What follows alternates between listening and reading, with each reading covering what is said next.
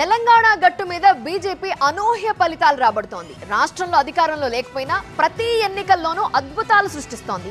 తాజాగా teachers, graduate MLC ఎన్నికల్లో కమలం పార్టీ సాధించిన రికార్డు విజయం రాష్ట్ర రాజకీయాల్లో టర్నింగ్ పాయింట్ గా మారనుంది అనే చర్చ మొదలైంది.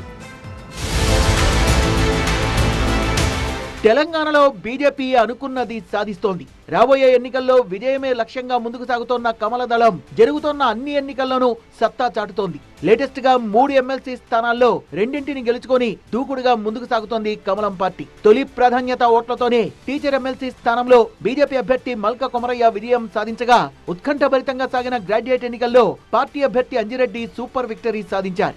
రకంగా ఎమ్మెల్సీ ఎన్నికల్లో కాంగ్రెస్ ని మించి రిజల్ట్స్ రాబట్టింది కమలం. ఎమ్మెల్సీ ఎన్నికల ఫలితాలతో తెలంగాణలో బీజేపీ పట్టు మరింతగా పెరిగింది.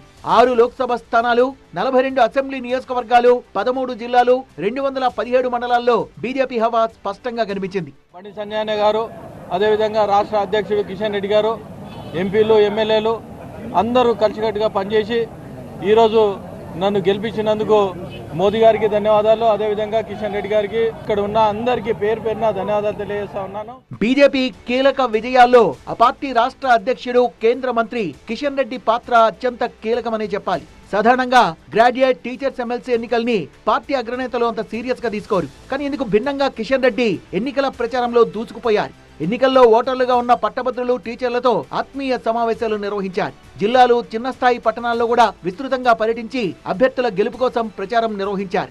ఓటర్లను ప్రత్యక్షంగా కలిశారు. సాధ్యమైనన్ని ఎక్కువ సార్లు ఓటర్లను కలవాలని పార్టీ క్యాడర్ కు సూచించారు. ఎప్పటికప్పుడు క్షేత్రస్థాయిలో ఉన్న నేతలతో సమన్వయం చేసుకుంటూ ముందుకు సాగారు. ఆ రకంగా బీజేపీకి కీలక విజయాలు దక్కేలా చేశారు.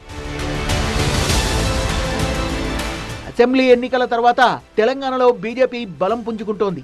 అసెంబ్లీ ఎన్నికల్లో ఆశించిన ఫలితాలు సాధించకపోయినా ఆ తర్వాత 6 నెలల గ్యాప్ లో జరిగిన పార్లమెంట్ ఎన్నికల్లో బీజేపీ దుమ్ము రేపింది. అధికార పార్టీతో సమానంగా 8 స్థానాల్ని గెలుచుకుంది. బీజేపీ ఈ స్థాయిలో సీట్లు సాధించడం సాధారణ విషయమేం కాదు.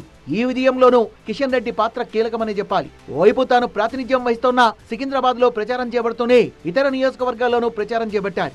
అధికార పార్టీకి ధీటుగా ఫలితాలని సాధించడంలో సక్సెస్ అయ్యారు. గ్రాడ్యుయేట్ ఎమ్మెల్సీ ఎన్నికల్లో విజయం మరింత బాధ్యత వహించిందన్న కిషన్ రెడ్డి రాబోయే రోజుల్లో తెలంగాణలో ప్రత్యామ్నాయ శక్తిగా ఎదుగుతామన్నారు.